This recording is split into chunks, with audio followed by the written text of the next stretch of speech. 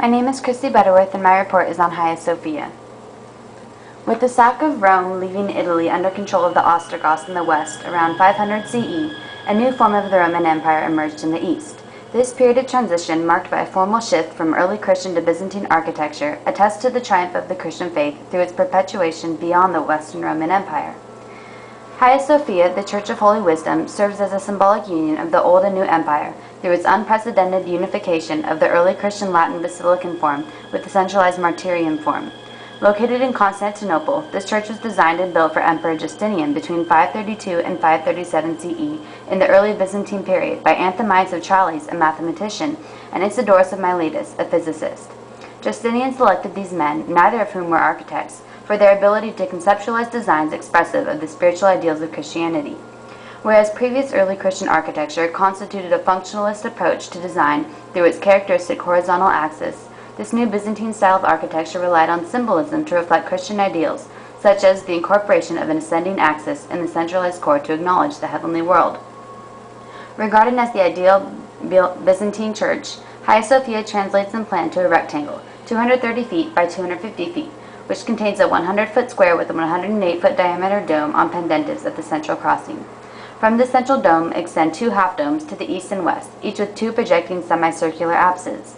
Although it is organized around the centralized form, this church still possesses a longitudinal axis due to the extension of the nave by the secondary and tertiary sets of domes. The increasing complexity of these three levels of domes, from the human scale apses to the ethereal central dome, creates an ideal link to the symbolic message of the church. Despite the collapse of the first dome in 558 CE and partial collapses later repaired in the 9th and 14th centuries, this structure received much of its accolade for defying conventional structural logic. The base of the central dome contains 40 ribs that separate a continuous ring of windows, creating the illusion of a floating dome. Without the solid structural support at the base of the dome, it is miraculous that the dome is still intact. Even more intriguing is the dematerialization of the interior through the extensive use of light. Whereas the exterior appears massive, solid, and heavy, the interior achieves a weightless and ethereal quality due to the light provided by the fenestration. In this building, light seems to define space. A halo of light seems to support the dome of heaven, clearly separating this space from the remaining interior sacred. And light reflects off the gold-ground mosaics and marble surfaces lining all parts of the interior. Space within Hagia Sophia transcends any experience evidenced by the exterior due to the strategic use of light. Hagia Sophia has accommodated several functional purposes since its initial conception as a church in 532 CE.